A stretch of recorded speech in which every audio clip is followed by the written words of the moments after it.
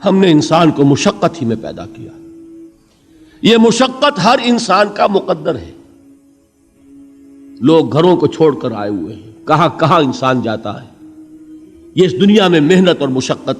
ہاں ایک مغالطہ ہو جاتا ہے کہ شاید یہ محلوں میں رہنے والے جو ہیں انہیں کوئی مشقت نہیں, انہیں کوئی دکھ نہیں. حالانکہ حقیقت یہ نہیں ہے. جو جتنا امیر ہے آپ دیکھیں گے اس کی جسمانی مشقت کم ہے, ذہنی کوفت زیادہ ہے. ٹرینکولائزرز کی انہیں ضرورت پڑتی ہے, انہیں سیڈیٹیوز چاہیے. خواب آور دوائیں مزدور کو نہیں کبھی ضرورت پڑے گی. وہ 8 گھنٹے کی محنت کرنے کے بعد ایسا سوتا ہے کہ وہ صبح ہی کی خبر لے گا.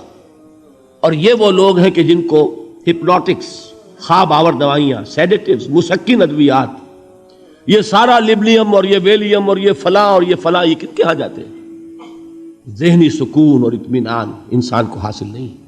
کسی کی جسمانی مشقت ہے, کسی کی ذہنی مشقت ہے. میں آپ کو یاد دلانا چاہتا ہوں مہاتما گوتم بدھ کا معاملہ. 30 برس کی عمر میں کپل وستو کا شہزادہ محل کو چھوڑ کر نکل گیا. جوان بیوی کو سوتا ہوا چھوڑ کر گیا.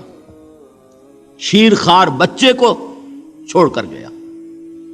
راجدھانی میں رہنے والا محل کا باسی, جسے یہ معلوم ہے کہ باپ کے بعد مجھے یہ سلطنت ملنے والی ہے, کیوں گیا؟ کبھی کبھی آپ نے سوچا؟ اس نے انسان کے غم اور دکھ کا مشاہدہ کیا. اس نے دیکھا کوئی اندھا ہے, ٹھوکر کھا کر گر رہا ہے. کوئی والدین کھڑے ہوئے رو رہے ہیں اور ان کی نگاہوں کے سامنے ان کا نہایت محبوب بچہ دم توڑ رہا ہے اور وہ کچھ نہیں کر سکتے. اس نے سوچا یہ صدمہ کیوں ہے انسان کے, یہ دکھ اس کا مقدر کیوں ہے؟ اس صدمے سے, اس دکھ سے نجات پانے کی بھی کوئی شکل ہے کہ نہیں ہے؟ انسانوں کی ایک عظیم اکثریت, شاہ ولی اللہ دہلوی رحمۃ اللہ علیہ کے الفاظ ہیں کہ وہ لدو اونٹ اور کولو کا بیل بن کر زندگی بسر کرتی ہے. جو 8 گھنٹے تک اینٹیں ڈھو رہا ہو, اس شخص کا تصور کیجئے آپ, وہ واقعی انسان ہے یا حیوان بن گیا ہے؟ اور 8 گھنٹے کی اس محنت کے بعد بھی ہو سکتا ہے کہ 2 وقت کی روٹی اسے پوری نہ ملے. اور یہ تو ہو سکتا ہے, نہیں ہوتا ہے کہ اگر بچہ بیمار پڑ گیا ہے تو شاید کوئی برتن بیچے بغیر اس کی دوا کا سامان نہ کر سکے. ایسا شخص کتنے بوجھوں تلا دبا ہوا ہے, کتنی مشقت کے اندر پسا ہوا ہے. لدو اونٹ اور کولو کا بیل انسانوں کی عظیم اکثریت کی سطح پر زندگی بسر کرتے ہیں. لیکن آپ کو معلوم ہے کہ کولو کے بیل کے لیے مشقت ہی مشقت ہے, اس کے احساسات یہ نہیں ہے جو کہ ان سے انسان کو جو صدمہ پہنچتا ہے.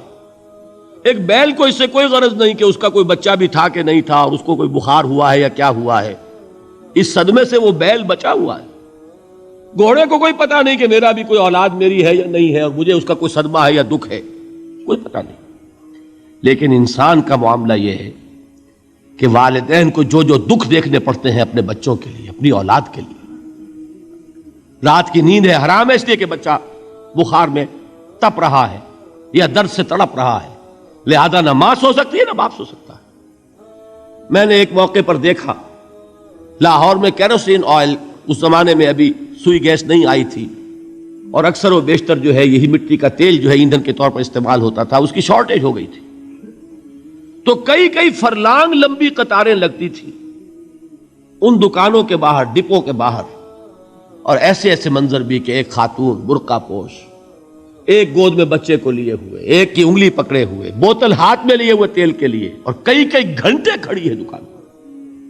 یہ مشقت انسان جھیلتا ہے کہ نہیں؟ غالب نے اس کا نقشہ کھینچا ہے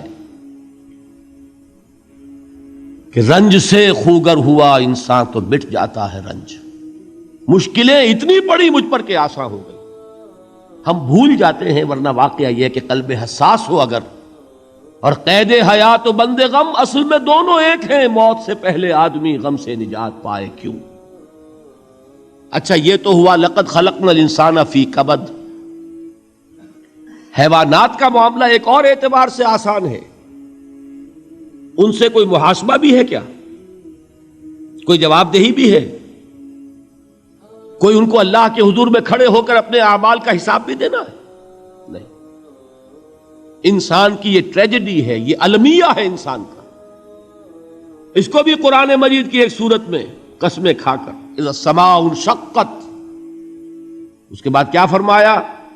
یا ایھا الانسان انک کادح الی ربک کدحا فملاقیہ. اے انسان، تیرا المیہ، تیری ٹریجڈی اس سے کہیں بڑھ کر ہے. تجھے صدمے پر صدمے جھیلتے ہوئے، مشقت پر مشقت برداشت کرتے ہوئے ایک روز اپنے رب کے حضور میں بھی کھڑا ہونا ہے، جواب دہی بھی کرنی ہے.